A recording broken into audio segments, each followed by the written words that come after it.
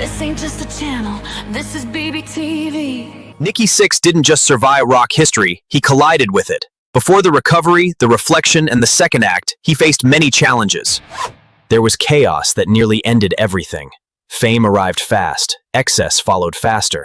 This was a crucial point, and the line between creativity and self-destruction disappeared completely. This story isn't about shock value, it's about consequence for everyone involved. Because the most important part of Nikki's journey isn't what he did at his worst, it's what had to break before change was possible. Boss be rising, BBTV's igniting, turn the volume up, yeah, the whole world's invited. From the gravel road to the neon dream, she built an empire out of broken wings. Boss be rising, sky ain't even the ceiling when she hits go live, everybody feels it.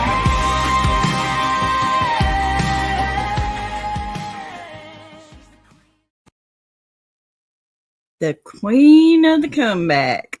All right. Welcome in. This is our first Jukebox Journey of 2026. I'm excited because y'all, I've upped my game.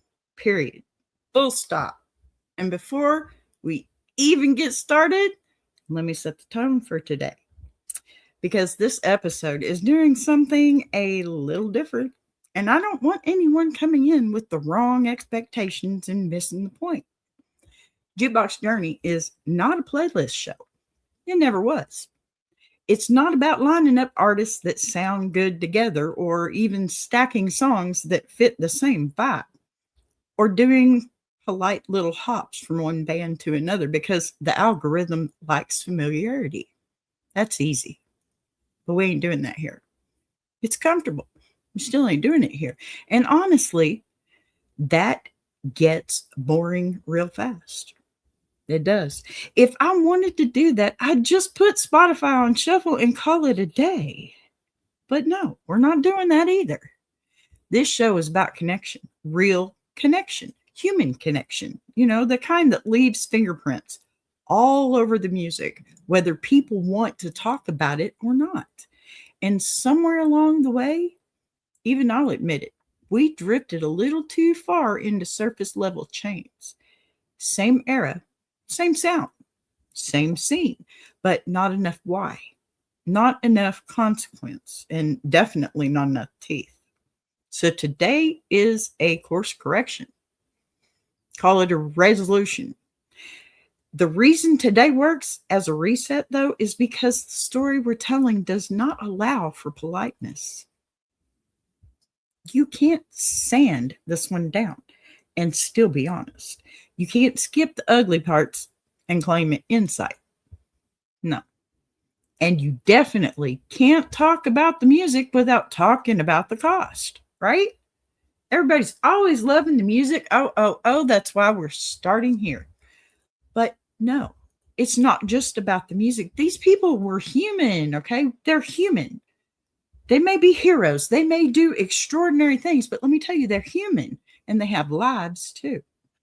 Now, when you hear the name Nikki Sixx, my heart thumps, okay? I'm just going to put that out there. I love me some Nikki Sixx. Most people immediately think extremes, right? Either the myth, the chaos, the excess, the legend, or the redemption arc, the recovery, the reflection, the look how far he's come version. What gets lost in between those two narratives is the process, the long, uncomfortable stretch where things didn't make sense, where the damage was still fresh, and where survival was not guaranteed. Not at all. That middle is what we're dealing with today. Because if you jump straight from destruction to redemption, you turn growth into branding. And that's not what this is. Growth that matters is slow and uneven and inconvenient. It costs relationships, okay? It costs identity. And sometimes it costs the very thing that made you successful in the first place. That's the spine of this episode. Like it or love it, stay or go. Now, I want to say something clearly because I know how these conversations can go sideways if you don't frame them properly.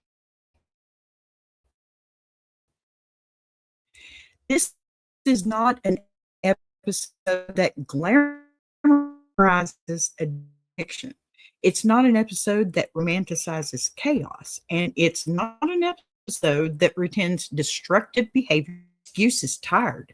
And it doesn't hold up under scrutiny, does it? No.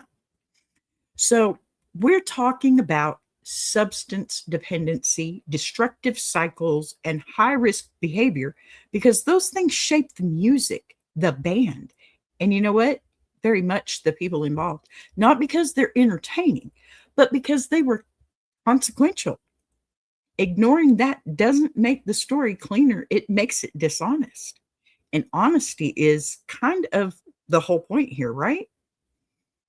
One of the reasons Nikki Sixx is such a powerful figure for his format, or this format, is because his story gives us a clear through line that spans multiple bands, multiple identities, and multiple versions of himself. You can't separate the early success from the instability that followed it. You can't separate the creativity from the self-destruction. And you know what? You can't separate the survival from the accountability that came later. That's what this is about. Those things are linked, whether people like it or not. And usually, no, they don't like it. They just don't. And can you blame them? I mean, honestly, because sometimes, people can be bad. But that's why today's Jukebox Journey is built differently, I guess. You're going to hear longer video segments. You're going to hear more structure context before I jump back in. And when I do talk, it's not going to be to fill air or recap what you just heard. It's going to be to tell you why it matters, where the myth, they fall apart, and what this story actually teaches us beyond the music itself. Guys, I love my music. I do. And this is where I excel. So we're going to get into this pretty deep. So this is intentional, okay? All of this is intentional. And we know who Nikki Sixx is, but does anybody really know who Nikki Sixx is? Because I'm done rushing stories that deserve patience, okay? Let's talk about why this matters beyond Nikki Sixx. Because if this was just a biography, we wouldn't be doing it here. The real tension in this story isn't fame versus obscurity. It's momentum versus sustainability. And that's a problem a lot of people run into, not just musicians. You do. Come on. When success comes fast, it rewards behavior before it checks structure. It celebrates, output before it asks whether the system can survive it. And once people are applauding, it becomes very hard to slow down long enough to notice what's breaking underneath. That's not a moral failure, okay? That's a human failure. It's not just musicians that have these problems, okay? But if you see somebody that you have always thought, man, I want to be that. Do you really? Think about it. Okay? Think about it. Do you really? Or do you want to be a better version of that? That's where I want to go. And honestly, I think that's where Nikki Sixx went. He found himself again and again and again and again, But eventually, reality does intervene. It always does. And when it does, the choices get narrower. You either change or you collapse. You don't always get to do both, right? That's where this journey really begins. And I also want to be honest about something else, because this show is as much about how we tell stories as it is about the stories themselves. I'm pacing myself differently right now. I'm structuring my talking time differently, and that's not accidental. It's not a lack of commitment. It's the opposite. I want to be able to do this work long term. I love doing it. I want these conversations to stay sharp, thoughtful, and grounded instead of strained and rushed. So tonight, you're going to see me step in, step out, let the story breathe, and then come back when there's something worth adding. Now, that's not absence to me. That's discipline. Okay. Because we all know I'm having a little issue with my voice and everything. And honestly, it fits the story better anyway, because Nikki Sixx's story is not one long monologue. It's a series of collisions and consequences and recalibrations. It has breaks in it. It has pauses in it. It has moments where everything stops working and has to be rebuilt from the ground up. Hi, Jaden. Thank you for joining the group. Hello to anybody that's coming in. Star Gorilla, very good to see you. Speeds Bros, happy to have you. You are chill. I'm so glad because we are chill here. Hello, Boss Man. Good to see you. Pardon me for not getting to that sooner, but y'all, if you don't know this already, I love me some Nikki Sixx. I think I already said that once. Okay. Anyway, and let me tell you something. It's because I think he has a lot to show a lot of people because of the different things that he has gone through and come out of. I mean, the man's breathing today, and that's saying a lot. We know how the rock world goes, right? But anyway, back to this. Yes, welcome to the universe. Thank you so much. So, I guess back to the structure. If it feels different, that's because the story demanded it.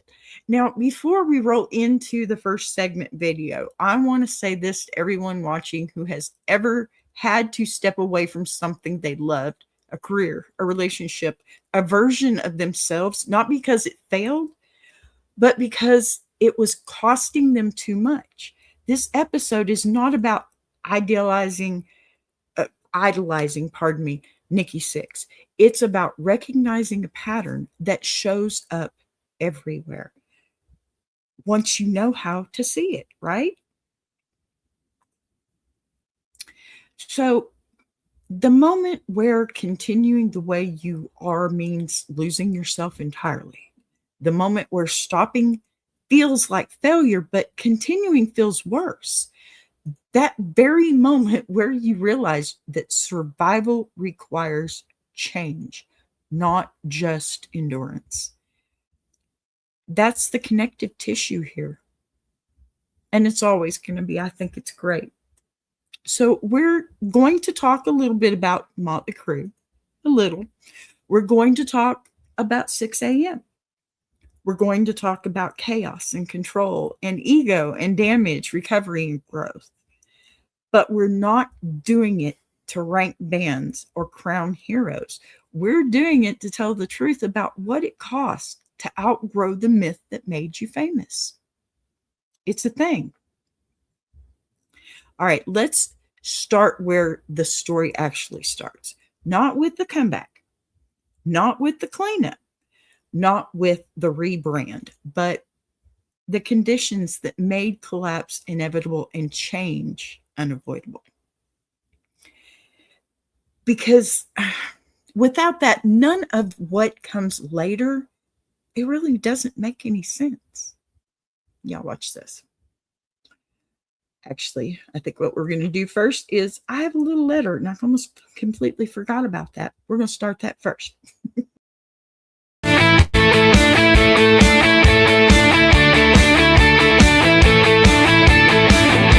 Dear B. All right, I'm going to say this the way I should have said it a long time ago. I grew up watching Nikki, not up close. But through the version of you the world sold us, the loud one, the dangerous one, the one we were told was rock and roll.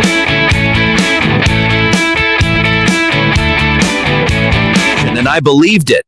Hell, most of us did. We thought the chaos was the whole point. We thought the damage was proof of authenticity. Back then, the questions we asked were stupid. It was a learning curve for everyone involved. How does he live like this? How far can he push it? How long before it all blows up? What we were really asking was how much a person could destroy and still be admired and praised by everyone.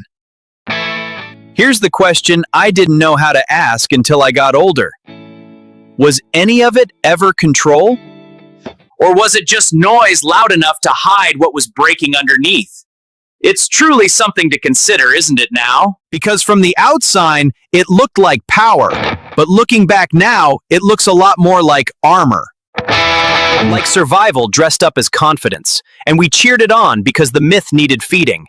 It was a fascinating study in human psychology. We used to say the music wouldn't survive without excess, that if the chaos stopped, the creativity would too. I really believe that. Turns out, that belief says more about us than it ever did about you. That's another question we never asked. What does it cost to be the guy everyone points to and says, "That's rock and roll," while quietly expecting you not to make it out alive? Back then, we called it a lifestyle. Now I call it a trap, watching you survive and then change completely. It forced a lot of us to sit with something uncomfortable, because survival alone wasn't the story we were expecting to hear, and it really shifted our perspective. Accountability was. And accountability doesn't make for flashy headlines. Some people wanted the old version back. Some wanted redemption without reckoning. Some wanted to pretend the wreckage didn't matter as long as the songs kept coming. But growth doesn't work like that. So here's the question that actually matters, the really important one to ask. What does it look like to grow up without rewriting your history? From where I'm standing, it looks a little bit quieter. It looks like boundaries. It looks like choosing coherence over chaos, like using the microphone differently and exploring new sounds. Not to amplify destruction, but to name it honestly. I am not writing this as a fan looking for a hero, and I'm not writing it as a critic pretending I was above it all. I'm writing it as someone who needed time to realize we were asking the wrong questions. We were asking how wild you could be. We should have been asking how human. And the fact that we are still getting answers. Without spectacle, without denial, this might be the most honest part of the whole story. It truly captures the essence of what happened, raw and unfiltered.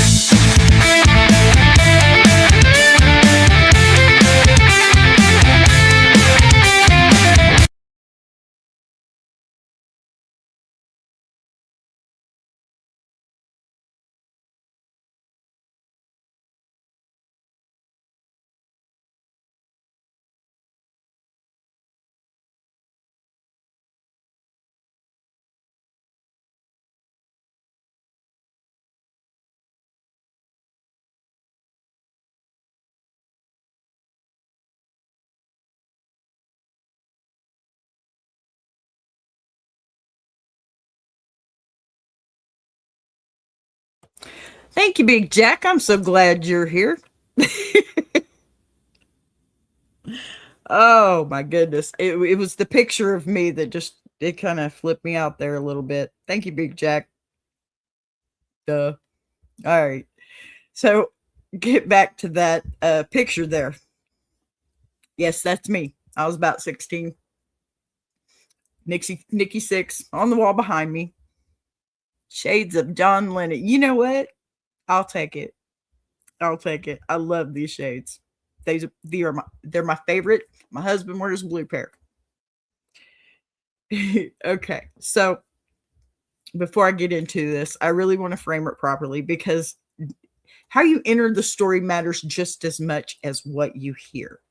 This video is split intentionally into two halves, and that's not a creative choice. It's an honest one. The first half sits in the past, not the myth, not the punchlines, the reality. It looks at the environment that shaped Nikki Sixx early on, the speed, the pressure, the normalization of excess, and the way chaos slowly stopped being an edge and started becoming the baseline. This isn't about shock value, okay? It's about understanding how patterns form when success arrives faster than boundaries can keep up. That part of the story is uncomfortable for some people because it forces us to acknowledge something we don't like admitting, that a lot of what we call rock culture rewarded behavior long after it started doing damage. Not just one person, but to bands of people, relationships, and trust itself. So if the first half feels a little heavy, that's because it should. It's meant to show what happens when momentum outruns sustainability. But the video doesn't stay there. Okay.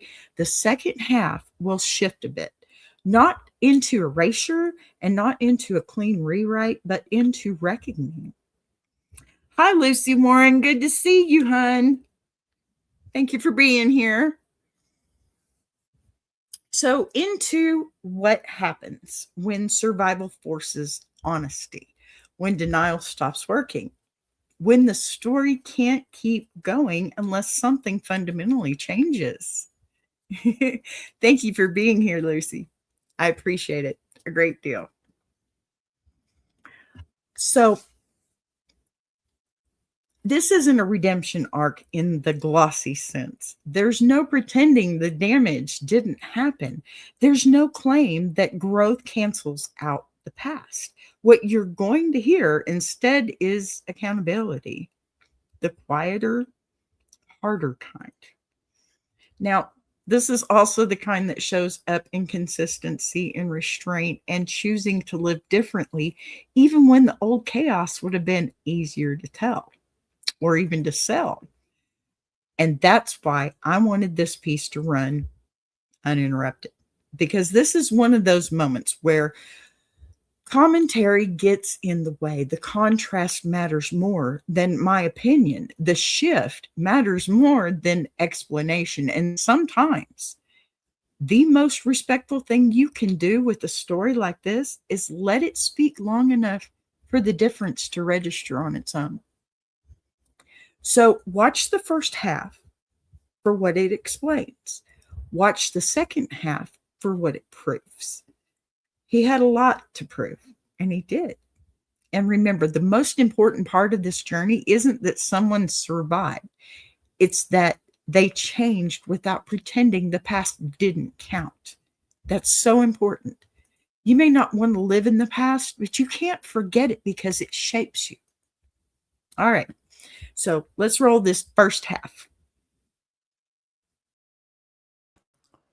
Before stardom, who Nikki Sixx was before the world watched.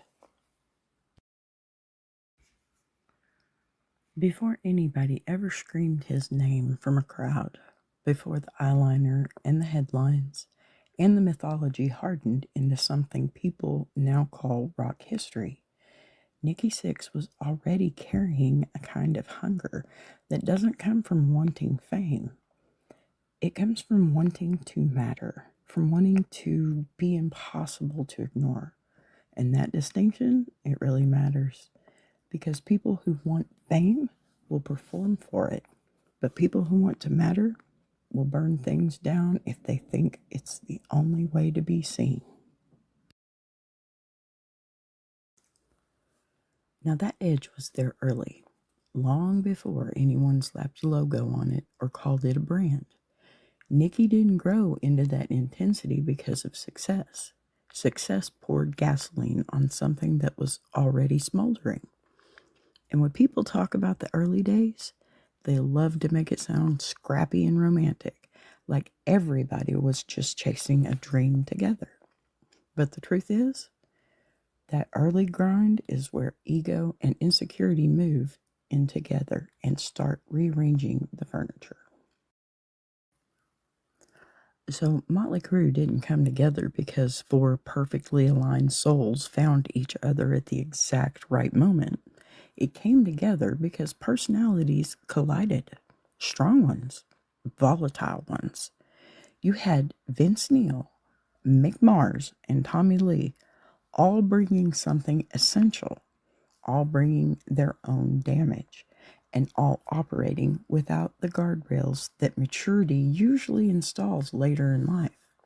And in the middle of that, Nikki wasn't just another guy in the room. He was already trying to steer the thing. That's where the petty starts. Not the fun kind, the real kind. Who's in charge? Whose idea gets priority? Who gets credit? Who's replaceable and who isn't? And when nobody's famous yet, every disagreement feels existential. You're not just arguing about music, you're arguing about survival, about identity, about whether you're going to be the one left standing when this either explodes or takes off. Nikki had vision, and vision is dangerous when it's paired with fear. Because vision wants control, it wants structure, it wants direction. And when you're surrounded by other big personalities who aren't interested in being directed, that turns into friction fast. Early Nikki was driven, creative, and relentless, and also not always easy, not always kind, and not always self aware enough to see where the line between leadership and control was getting crossed. And here's where the story usually gets cleaned up for comfort. So we're not doing that. Substances didn't suddenly appear once the fame arrived. They were already a part of the environment, already blurring boundaries, already amplifying whatever tendencies were present instead of tempering them. That wasn't glamorous excess yet. That was coping. This was self-medication mixed with ambition and adrenaline, a combination that doesn't end well when nobody involved knows how to slow down. The band's early identity fed that volatility.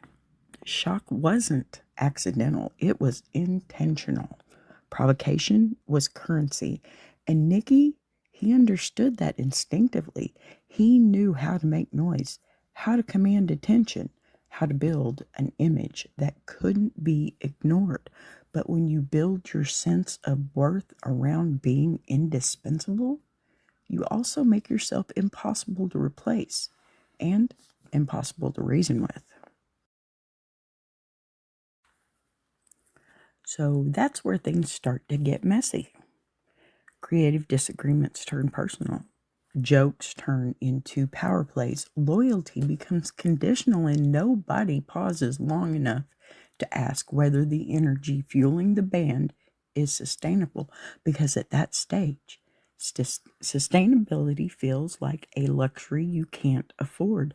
You're too busy trying to make it out of obscurity alive, right?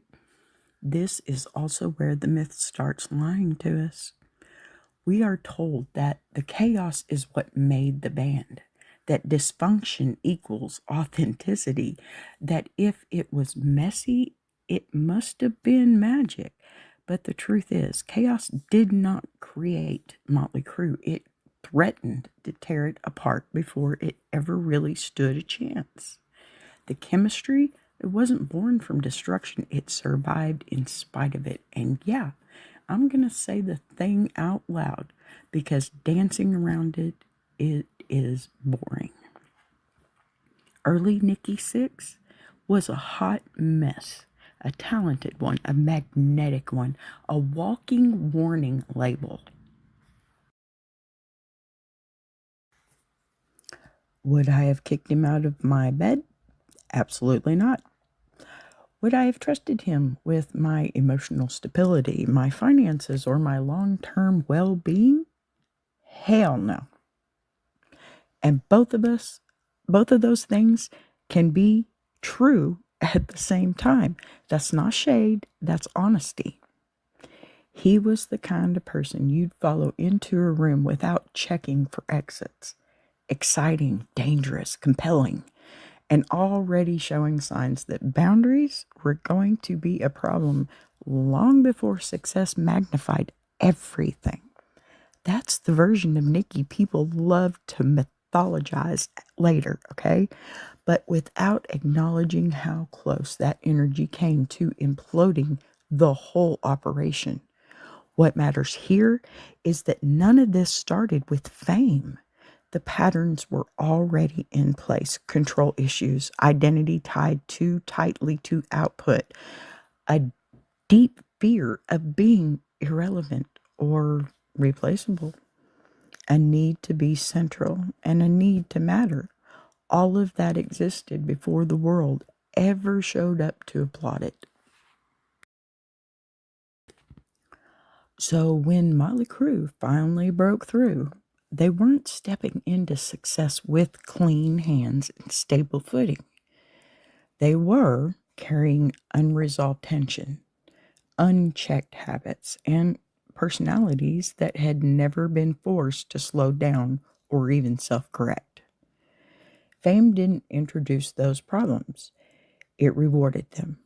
It normalized them. It made them profitable. And that's why this story has to start here. Because if you want to understand the collapse, the reckoning, and the eventual growth, you have to understand the person before the pressure. You have to see the hunger before it was fed, the insecurity before it was validated, the chaos before it was celebrated. Nikki Sixx didn't become complicated because of success.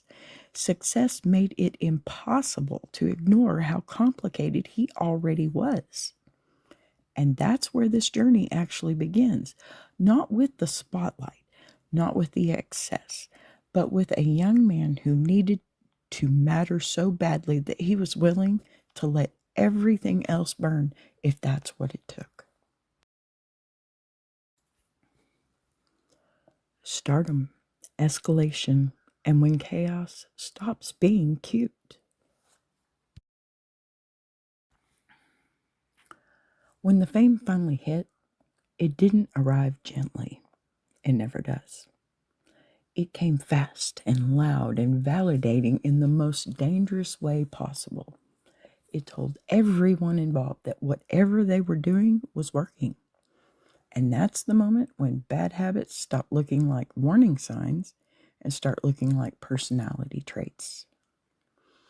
So for Nikki Sixx, success didn't calm anything down. It amplified everything that was already there. The hunger didn't disappear once the rooms filled up.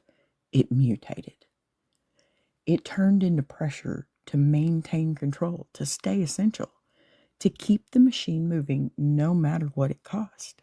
Because once people start watching, slowing down feels like, well, unaliving. And the band dynamic, it didn't magically mature just because money showed up. Mötley Crüe became bigger and louder and more powerful, but internally, the same petty issues followed them into larger rooms. Creative control fights did not go away. They got more expensive. Ego clashes didn't soften. They got more public. And, well, the substance use or abuse, which had already been blurring boundaries early on, now had the money, the access, and cultural permission to run unchecked. This is where the myth really tightens its grip. Because from the outside, this is the part people still cheer for. The excess, the headlines. The can you believe they survived that stories. But living inside that environment is not a party, it's a pressure cooker. And Nikki, being both a creative engine and someone deeply tangled in destructive cycles, was right at the center of it. The band didn't just tolerate the chaos. At times, it depended on it. Shock sold. Extremes sold. The brand rewarded instability. And when an entire system benefits from someone not getting well, recovery stops being a personal decision and starts feeling like a betrayal. That's a heavy thing to carry, whether anyone wants to admit it or not. Sometimes people don't want you to get well because you're not the same. So inside the band, trust eroded in ways that weren't always loud. It showed up in controlled battles, in resentment, in people keeping score. Who showed up? Who didn't? Who could be relied on? Who couldn't? And Nikki's role became increasingly complicated.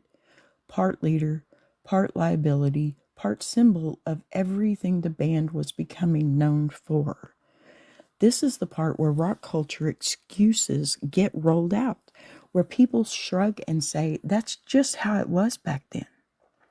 But that explanation, it doesn't hold up when you look closely.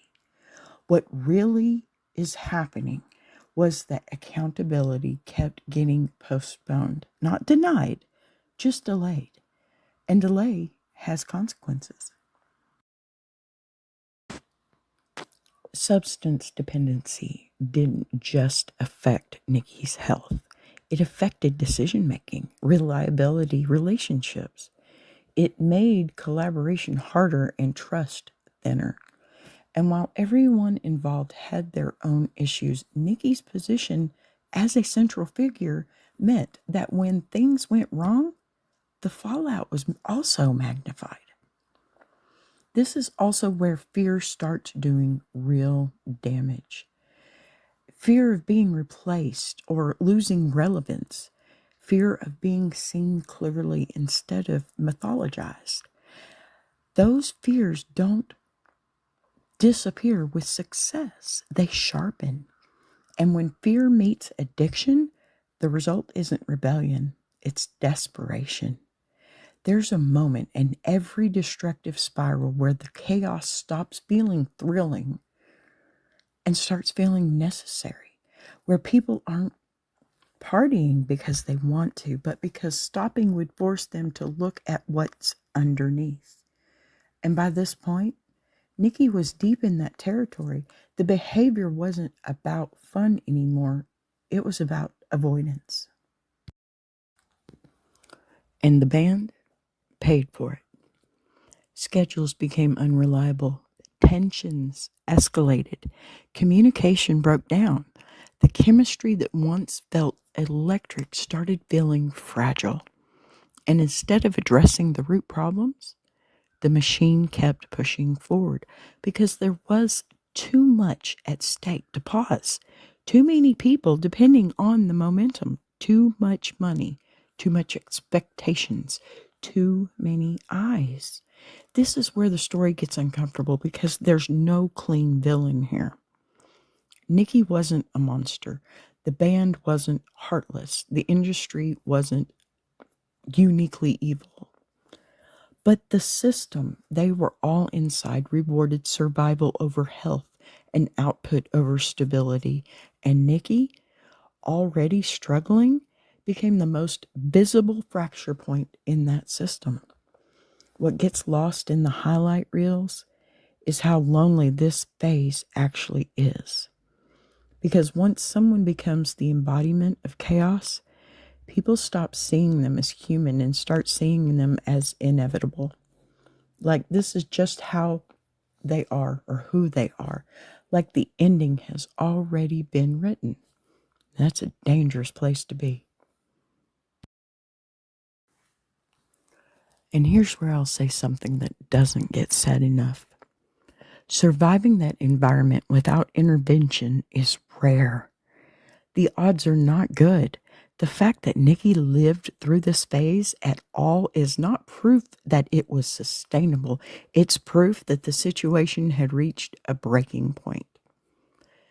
By the time things truly started collapsing, the warning signs had been there for years. The difference was that now they were impossible to ignore. The behavior that once made headlines now threatened lives. The chaos that once sold tickets now risked ending the story altogether. This is the moment where hot mess stops being charming and starts being fatal. And it's important to sit with that because everything that comes next, the reckoning, the recovery, the second chapter, only matters if we're honest about how close this all came to ending very differently. The myth tells us this phase was legendary. The reality is it was unsustainable. And Nikki Sixx didn't survive because the chaos worked. He survived because eventually it didn't. That's where the first half of this journey ends, not with triumph, not with redemption, but with the undeniable truth that something had to change, or there would be a story no longer left to tell.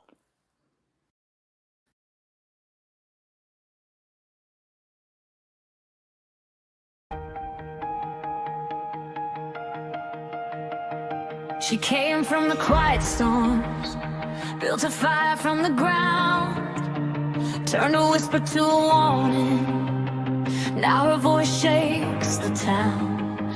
Every setback was a lesson, every doubt became a key, unlocking something bigger. That's the rise of Boss B.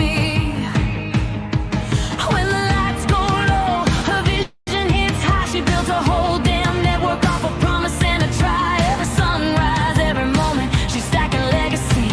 This ain't just a channel, this is BBTV.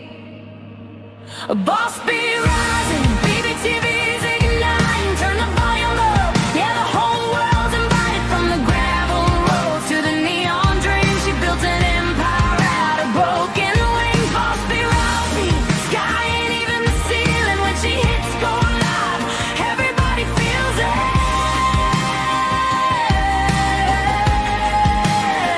She's the queen of the comeback, the storm in the stream, crafting stories out of heartbeats, making visions out of dreams. Got thunder in the hustle, got a voice that cuts clean. Every mic she touches turns the power unseen. So let brothers spin the numbers, let the views rise slow or fast. Boss B doesn't measure wins by echoes of the past. This moment is a pivot, this season's history. Bow down to the founder of the BBTV dynasty. Boss B rising, BBTV's igniting. Turn the volume up, yeah, the whole world's invited. From the gravel roads to the neon dream, she built an empire out of broken wings. Boss B rising, sky ain't even the ceiling. When she hits go live, everybody feels it.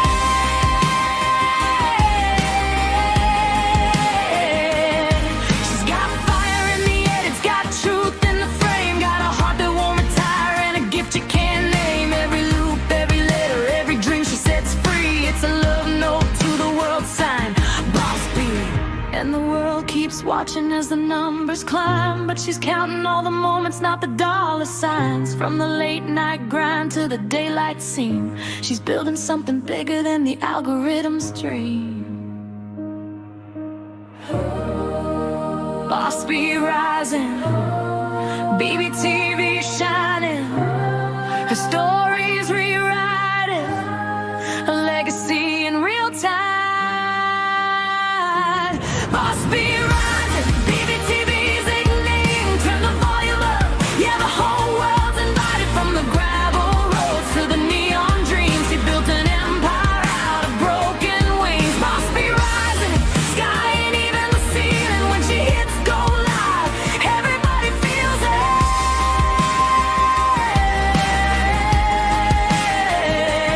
BBTV, where the stories breathe. BBTV, where the dreamers believe. Boss B rising, watch her take her place. This is BBTV, this is her grace.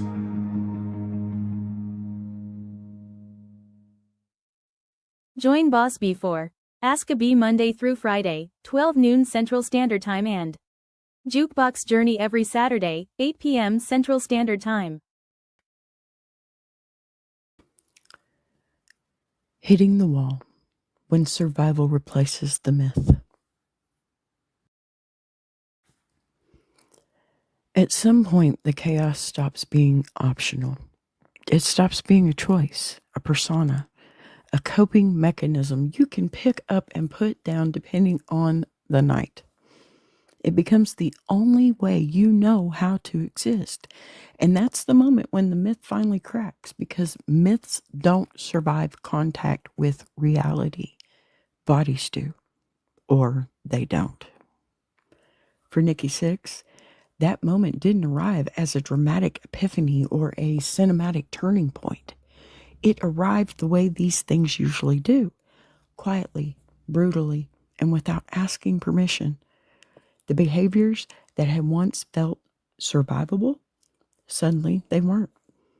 The safety nets people assumed were there turned out to be imaginary, and the version of himself he had been running on autopilot could no longer carry the weight. This is the part of the story people either rush through or romanticize, because sitting with it forces a confrontation nobody really wants. Because hitting the wall isn't glamorous, it's not inspiring, it's humiliating. It's the moment where denial collapses and the story you've been telling yourself no longer holds up. Up until then, survival, it had been accidental, a series of close calls chalked up to luck, resilience, or some twisted sense of invincibility. But eventually, luck runs out. And when it does, you're left with the truth in its rawest form. This isn't sustainable, and pretending otherwise is no longer an option. What's hard to understand from the outside is that hitting the wall doesn't automatically create clarity. Sometimes it creates panic. Sometimes it even creates shame. And you know what? Most of the time it creates silence. Because when your entire identity has been wrapped around excess, control, and constant motion, stopping feels like erasure. You don't fear losing the lifestyle, you fear losing yourself. That's where the real reckoning lives. This is the point where accountability enters the room, and accountability is uncomfortable because it doesn't care how talented you are. It doesn't care what you've survived before. It doesn't negotiate. It just asks one question over and over again. Are you willing to live differently or not? And that question doesn't come with applause. For Nikki, the confrontation wasn't just with mortality. It was with impact, with the realization that survival wasn't just about staying alive, but about acknowledging the wreckage left behind. Relationships strained or broken, trust eroded. People who had been forced into roles they never agreed to play. That's a heavy inventory to take, especially when you've spent years being rewarded for not slowing down long enough to notice it. This is also where the story stops being about substances alone and starts being about control. Because dependency isn't just chemical, it's psychological and it's emotional. It's tied to fear, to identity, to the belief that without the chaos, there's nothing left worth showing the world. And dismantling that belief requires something harder than willpower. It requires honesty. Honesty about the damage and the cost, about the fact that survival alone isn't growth. That's not a one-time realization, it's a grind, a series of small, unglamorous choices made without certainty that they'll pay off. Choosing restraint over indulgence, choosing consistency over intensity, choosing accountability over ego. None of that feels powerful in the moment. It feels limiting. It feels like loss.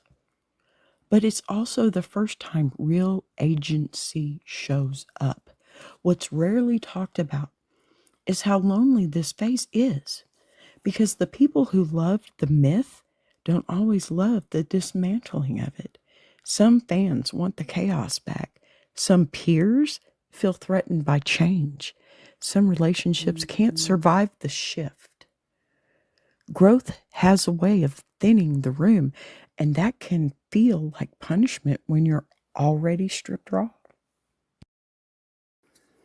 And yet, this is where the story turns. Not because everything suddenly gets better, but because the direction changed. The energy that once went into destruction has to be redirected somewhere, or it eats you alive. That redirection doesn't erase the past, it forces it into a new shape. This is where reflection replaces reaction, where speaking honestly becomes more important than performing outrage, where the goals shift from being untouchable to being sustainable. That's not a popular transformation, but it's a meaningful one. For Nikki, this phase marked the end of accidental survival and the beginning of intentional living. And intentional living is slower, quieter. It doesn't generate headlines the same way chaos does, but it does something more important. It creates the possibility of a future that isn't built on denial.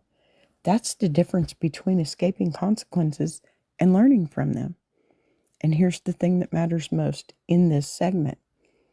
Nothing about this phase rewrites what came before. Accountability doesn't work that way. Growth doesn't cancel damage. What it does is refuse to pretend the damage didn't happen. It integrates it. It carries it forward as an information instead of spectacle. It's a lesson. This is the moment where the story could have ended. Plenty of stories like this do. The fact that this one didn't isn't because the chaos was sustainable. It's because the person at the center of it finally stopped confusing endurance with strength. That's the pivot. And it sets the stage for what comes next. Not redemption as performance, not recovery as branding, but a different way of showing up that had to be earned the hard way. Because once you hit the wall and survive it, you don't get to pretend you didn't see it. And that changes everything. After the wall, growth with receipts, not a rewrite. What comes after the wall is the part people misunderstand the most. Because they want it to be clean. They want a straight line from destruction to redemption, from chaos to wisdom, from that guy to this guy. But real growth doesn't move in straight lines. It doubles back. It stutters.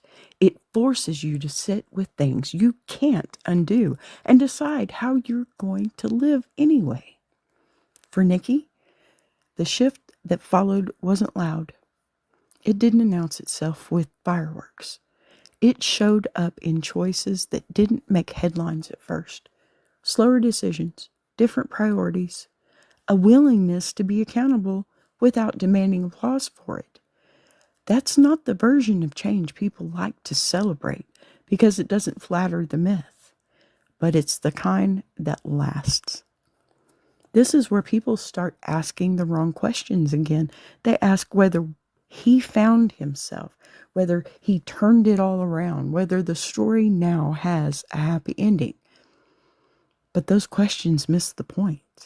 The real change here wasn't about becoming a different person. It was about becoming a more honest one, about letting go of the idea that intensity equals truth and learning that restraint can be just as powerful. So one of the most important receipts of that growth is 6 a.m. And this isn't about comparing bands or ranking eras. This is about intent.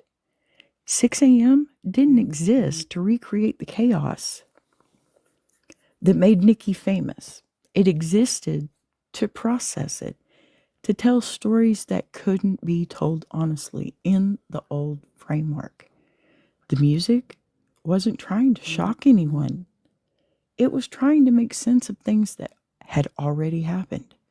That's a fundamental shift. When someone uses creativity to interrogate their past instead of escape it, you can hear the difference. The urgency changes, the aggression softens into clarity, and the need to dominate gives way to the need to communicate.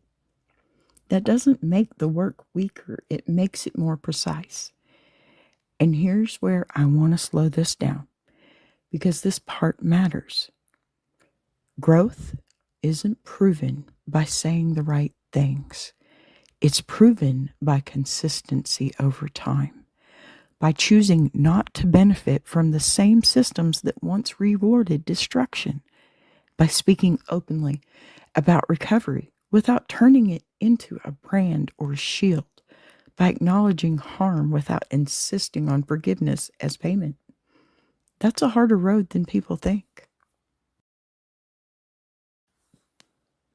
Because when you stop performing chaos, you lose a certain kind of attention.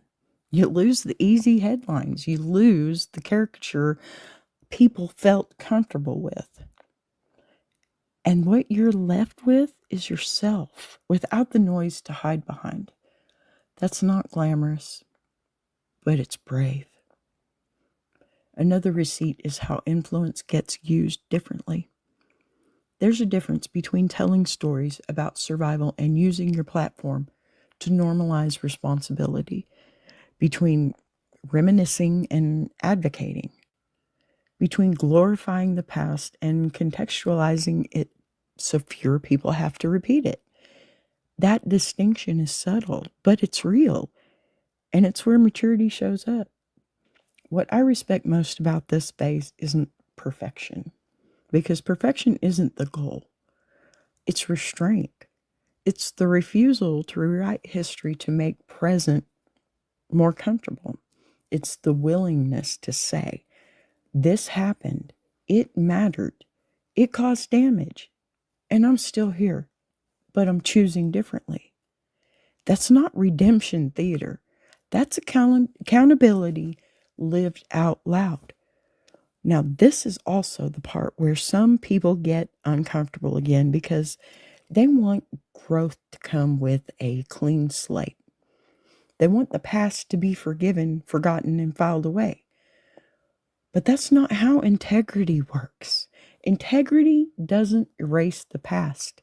It integrates it. It carries it forward as information instead of spectacle. And that's why this story holds. Because Nikki didn't come back pretending to be harmless. He came back more aware, more contained, more intentional. He didn't ask the world to forget who he was. He asked it to see who he had become in relation to who he used to be. That's a crucial difference. This is also where the conversation circles back to power. Early on, power meant control, volume, presence at all cost.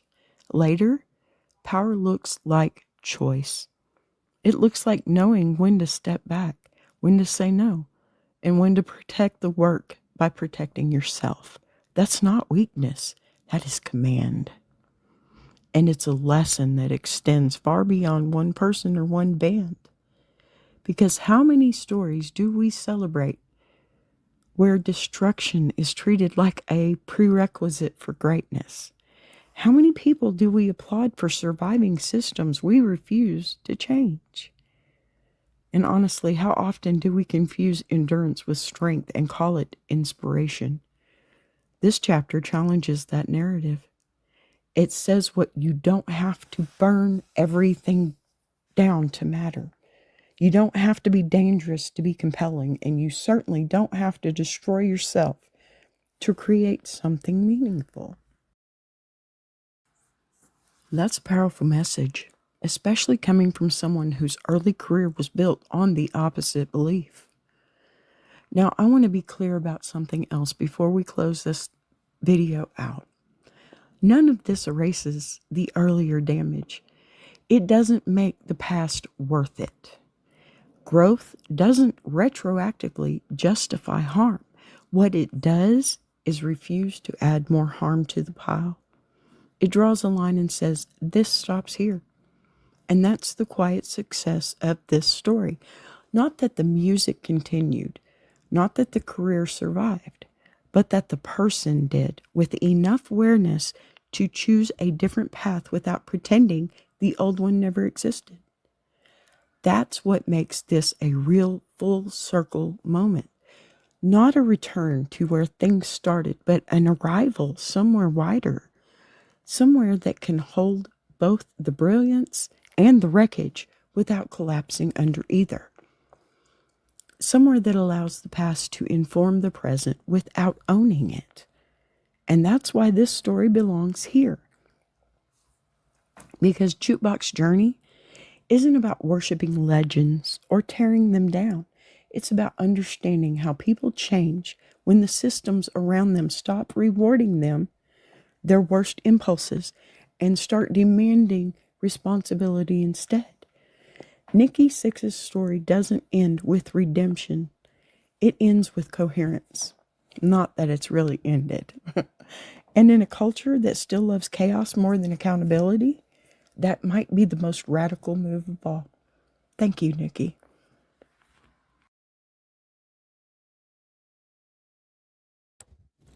All right. Welcome back. So it's my turn again. I just want to say hello to Kyle and Joy. Thank you for being here. I appreciate you so much. Okay, so I'm not going to pretend I'm neutral here because neutrality is overrated and usually dishonest anyway. First, I want to a little bit myself. Just get this out of the way so nobody's watching later, okay? Yes, I see Nikki Sixx. I always have. I saw him back when I wasn't supposed to. I see him now that I'm old enough to know better. And if he were standing on a stage in front of me, because attraction doesn't disappear just because someone grew up. Go figure. If anything, it gets me more interested. And before anyone, pardon me, turns that into something it's not, calm down. I am me. He is way above my pay grade. Okay. Okay. I said, I see the man. There's a difference. Huge difference. What I loved about the letter and what and is that it finally lets grown folks talk honestly about what we were really watching back then. Because let's not rewrite history here.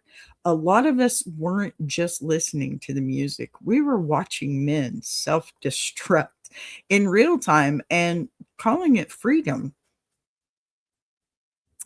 We were confusing danger with depth. We were mistaking lack of boundaries for authenticity. Bad Gen X bad.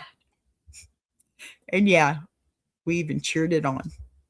So when the letter talks about the questions we asked back then, how far can he go? How does he live like that? How long before it all blows up? That hits, right? Because that's exactly what we were doing. We weren't asking those questions out of concern. We were asking them like bets, like spectators.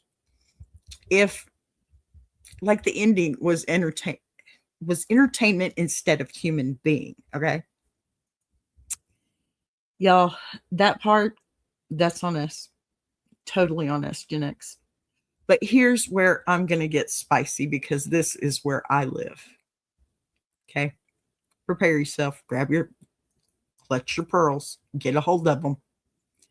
The thing about Nikki Sixx and men like him is that the very traits that made them dangerous also made them magnetic.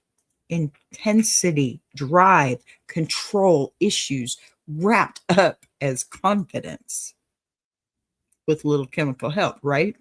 That energy pulls people in. It always has. And pretending otherwise, it doesn't make you morally superior. Okay. It just makes you boring. Plain and simple. Let's be honest. Early Nikki was a complete and total hot mess. And I mean that in the most complete sense of the phrase. Brilliant, broken, compelling, unstoppable. The kind of man you'd absolutely follow into a bad decision and then spend years unpacking why you did it. I'm not judging that, okay? I'm naming it. Here's the thing grown women know that younger girls don't yet get. Attraction doesn't mean endorsement. Desire doesn't mean permission. You can want someone and still recognize that they are not safe for you or for themselves for that matter. And that moment in time is not the time. That's where the growth part matters. What I respect about Nikki now isn't that he survived.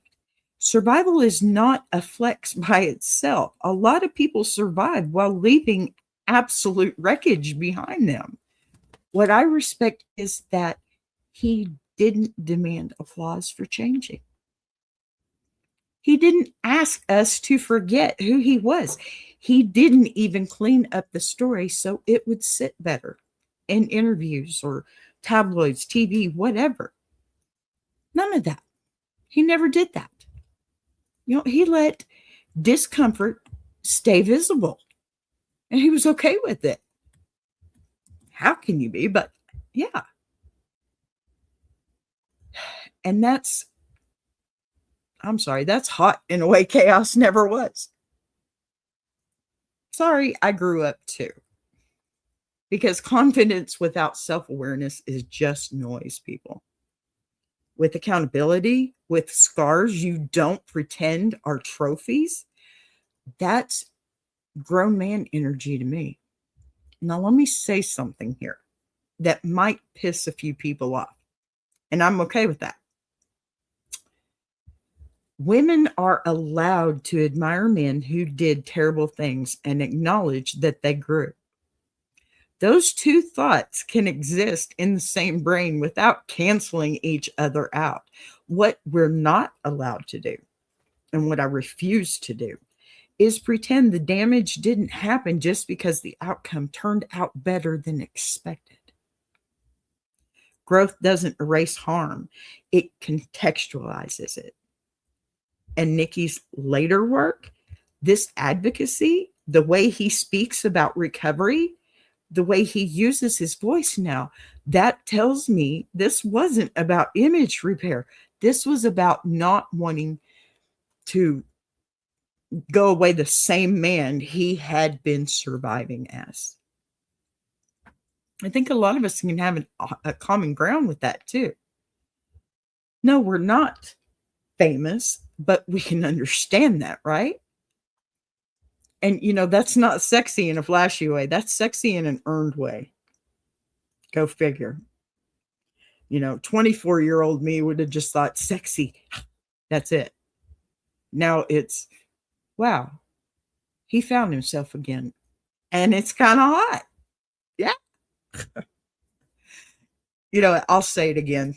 If I were standing on that stage right now, I'd flirt, because flirting is acknowledgement. It's saying, I see the whole arc, not just the highlight reel. Okay. It's not begging. It's not chasing. It's recognition between adults who understand the cost of becoming who they are. Here's the part where I can bring it home, though. This story isn't really about Nikki Sixx. It's about what happens when we stop asking men to destroy themselves for our entertainment and start respecting the ones who choose to live differently.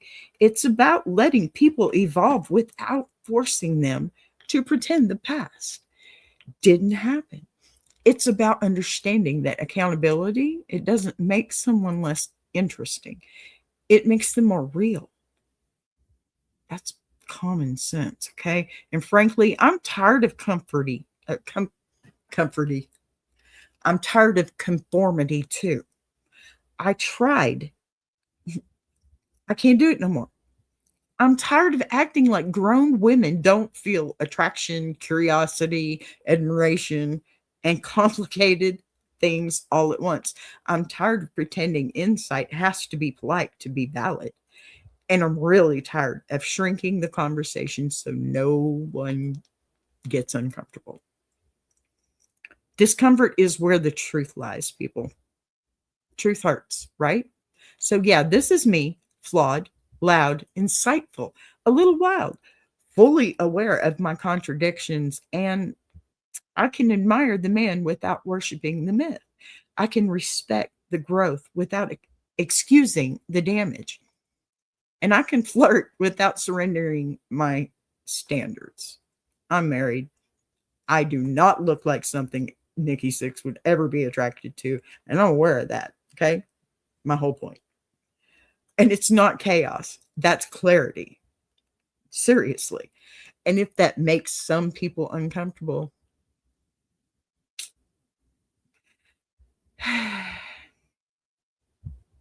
let me just say this.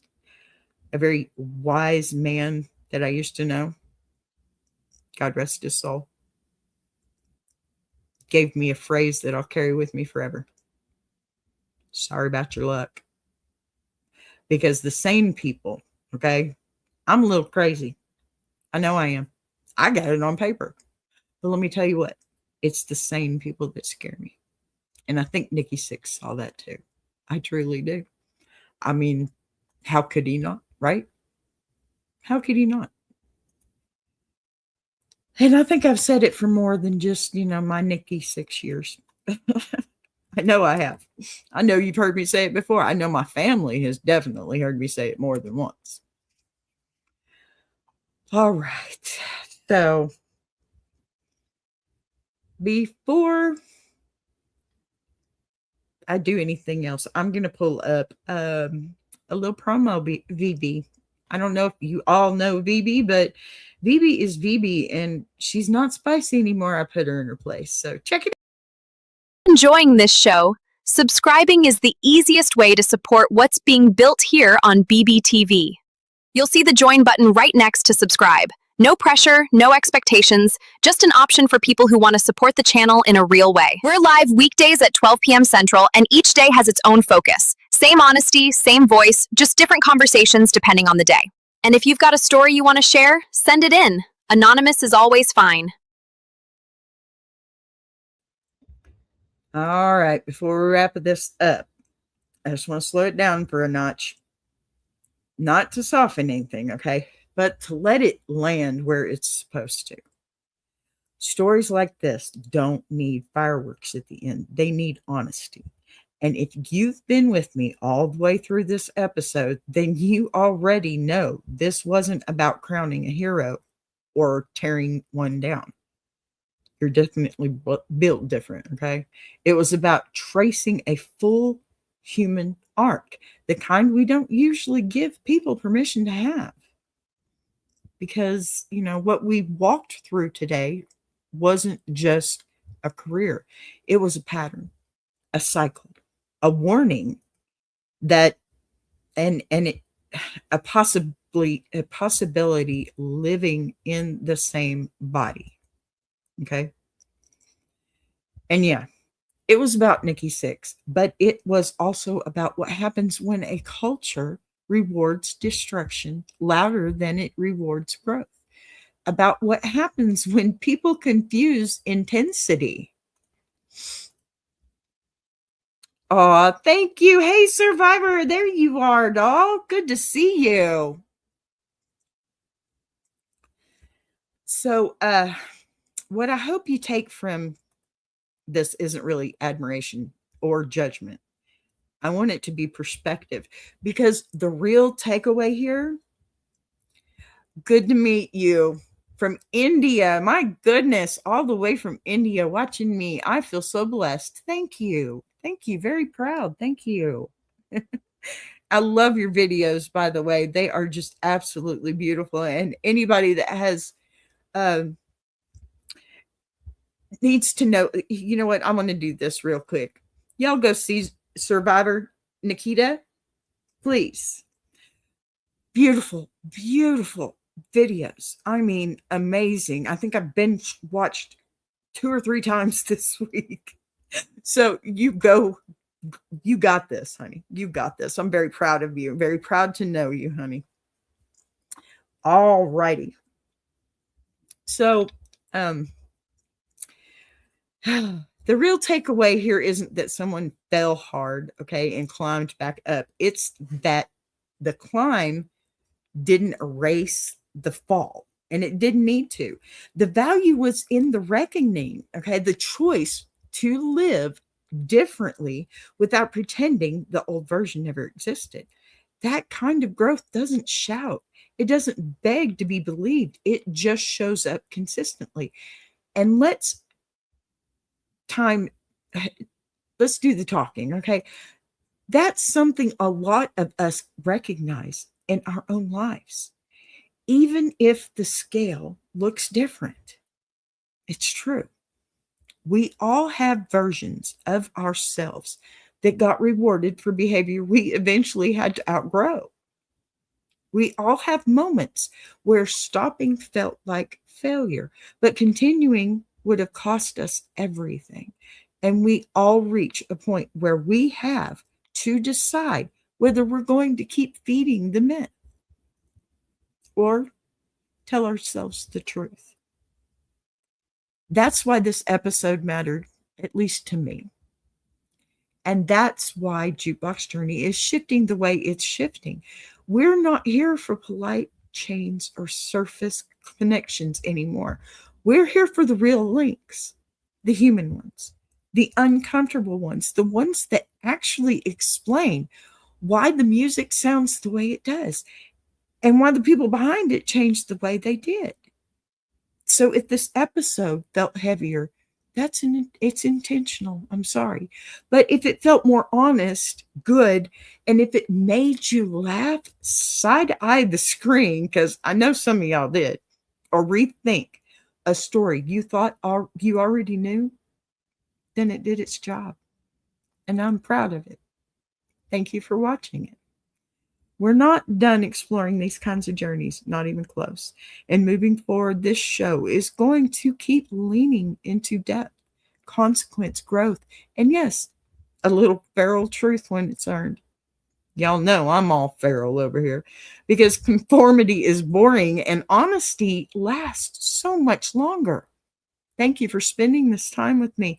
Thank you for letting the structure breathe while I paced myself a little bit smarter, healthier. And thank you for being here for stories that don't need to be sanitized to be meaningful. All right, y'all. I got to go and give my throat breath here. That's Jukebox Journey for tonight, the very first one of 2026, and I'm so proud. We'll pick it back up next Saturday, 8 p.m., same time, same place, with another connection worth following, another story worth sitting with, and another reminder that music history, it makes a lot more. It makes a lot more sense once you stop pretending the people in it were not human. Until then, I'll see y'all Monday for Ask a Bee, 12 noon Central. And let's not forget that we do have a show that will be coming up tomorrow on the Iron Sharpening Iron universe. And I want you all to be there. Please be there. I've left you the link. Okay. Until then, take care of yourselves and don't be afraid to grow louder and wiser at the same damn time. All right? Love you all. Thank you. Thank you to my new sister, Nikita. Love you, honey. Bye-bye, y'all.